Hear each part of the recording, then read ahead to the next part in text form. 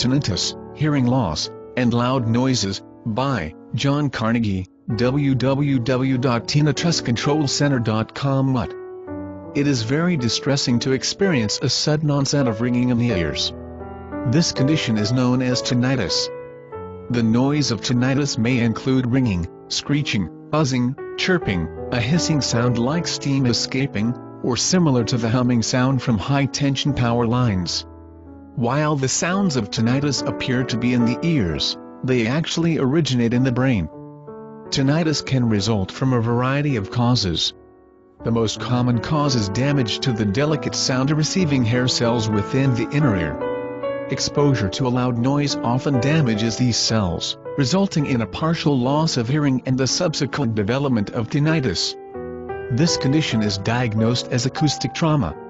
It is quite common in hunters, target shooters, police and military personnel, and anyone exposed without sufficient ear protection to loud gunfire or other loud noises. How loud are various noises, and what levels are safe? What we typically think of as the loudness of sound is actually a reflection of sound pressure, and is measured in decibels, abbreviated as dB. A few examples of sound pressures are: 1. A whisper or a quiet library, 30 dB. 2. Normal conversation, 45 to 60 dB. 3. Home vacuum cleaner or alarm clock, 75 dB. 4. Home blender, 85 dB. 5. Home garbage disposal, 90 dB. 6.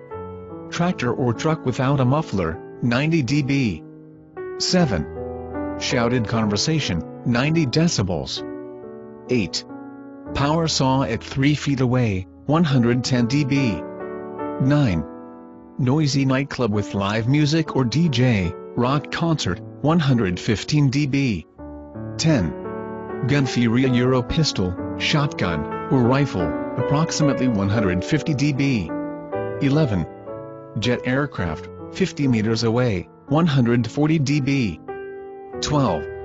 Canon fire, 50 TFT away, more than 200 dB. A normal level of sound, below 80 dB, will not damage your hearing. Prolonged or repeated exposure to sound levels above 85 dB will damage anyone's hearing. A single exposure to sound above 135 to 140 dB may cause permanent damage to anyone's hearing. The hair cells lie inside a snail-shaped structure in the inner ear called the cochlea. When exposed to a loud blast of sound, the sound vibrations enter the ear canal and strike the eardrum.